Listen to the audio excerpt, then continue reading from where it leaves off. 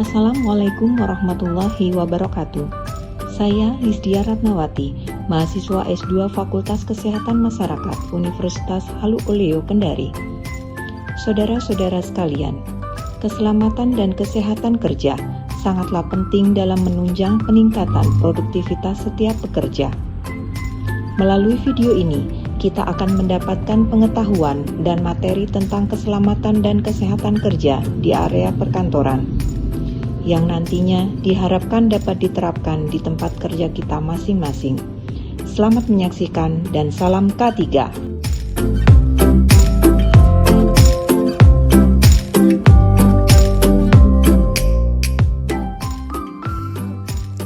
Siapa yang tidak mengenal kantor maupun kompleks perkantoran?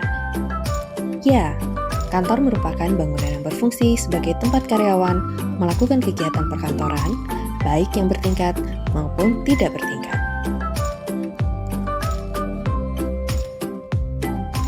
Dalam upaya melindungi karyawan dan pekerjanya, kita perlu memahami definisi K3 di perkantoran, yaitu segala kegiatan untuk menjamin dan melindungi keselamatan dan kesehatan karyawan melalui upaya pencegahan kecelakaan kerja maupun penyakit akibat kerja di area perkantoran.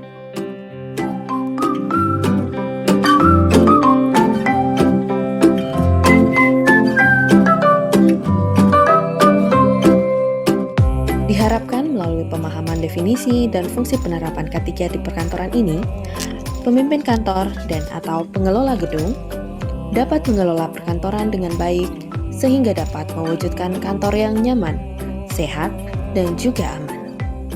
Sehingga karyawan dapat bekerja dengan baik, sehat, dan tetap produktif.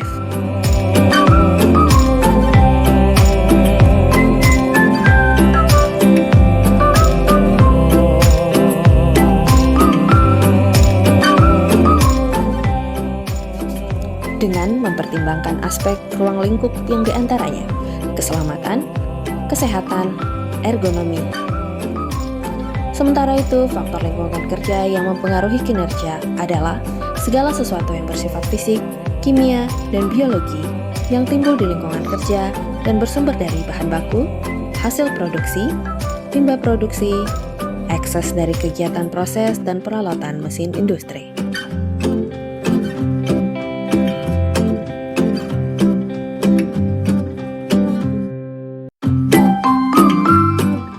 Bahaya di perkantoran dapat digolongkan menjadi bahaya fisik, yaitu potensi bahaya yang dapat menyebabkan gangguan kesehatan terhadap tenaga kerja yang terpapar.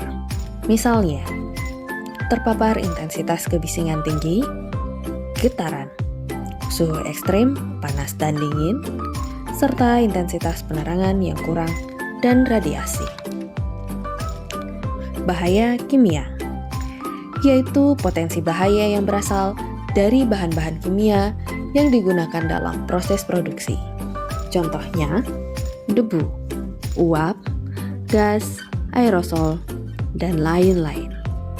Potensi bahaya ini dapat memasuki atau mempengaruhi tubuh tenaga kerja melalui inhalation atau melalui pernafasan, ingestion melalui mulut ke saluran pencernaan, dan skin contact, yaitu melalui kulit.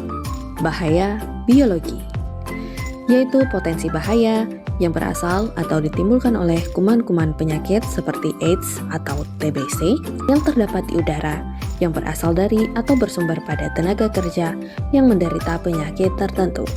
Contoh, virus, bakteri, jamur, serangga, dan lain-lain. Bahaya ergonomi, yaitu bahaya yang berasal dari desain kerja, layout, maupun aktivitas yang buruk.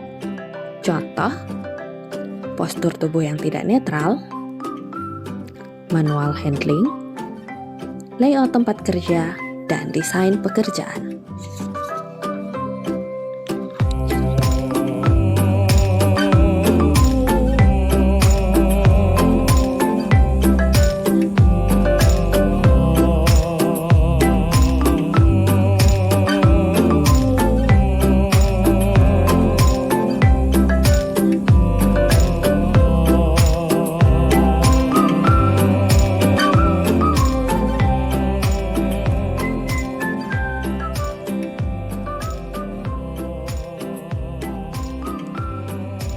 bahaya psikososial seperti stres, kekerasan di tempat kerja, jam kerja yang panjang, transparansi, akuntabilitas manajemen, promosi, remunerasi, serta kurangnya kontrol dalam mengambil keputusan tentang pekerjaan, dan lain-lain.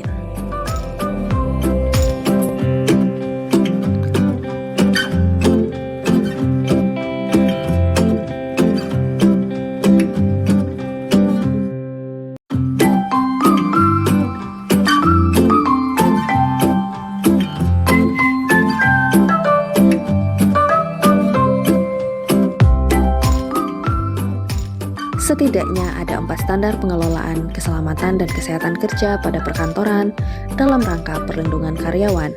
Di antaranya, standar keselamatan kerja, persyaratan keselamatan kerja perkantoran, pelaksanaan pemeliharaan dan perawatan ruang perkantoran, desain alat dan tempat kerja, penempatan dan penggunaan alat perkantoran, serta pengelolaan listrik dan sumber air.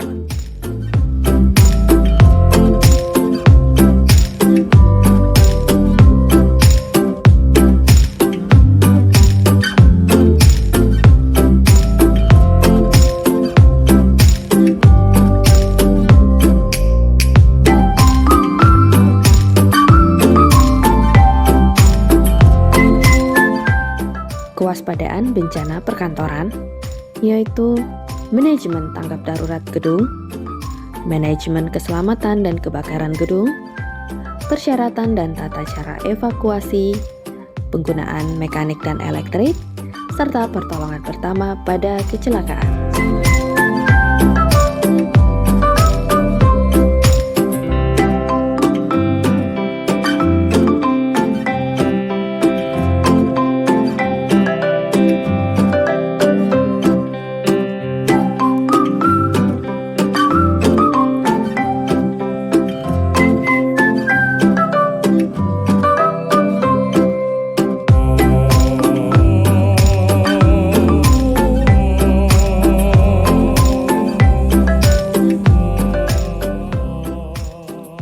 Standar kesehatan kerja meliputi peningkatan kesehatan, pencegahan penyakit, penanganan penyakit, dan pemulihan kesehatan.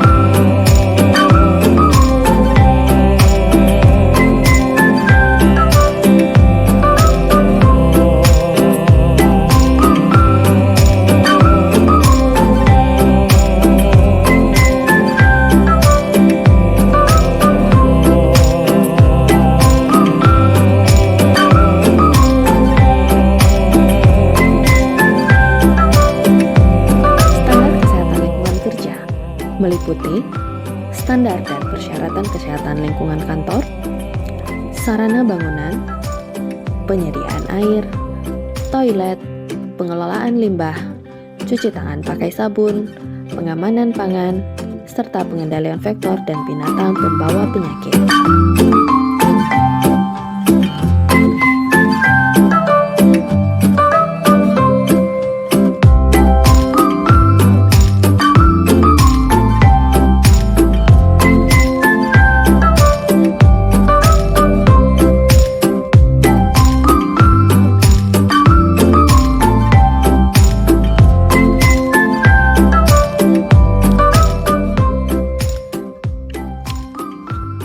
Standar ergonomi meliputi luas tempat kerja, tata letak peralatan kantor, kursi dan meja kerja, postur kerja, koridor, durasi kerja, penanganan beban manual. Perkantoran mempunyai resiko K3 yang spesifik, sehingga perlu diupayakan agar kantor dapat menjadi tempat kerja yang sehat, aman, dan nyaman.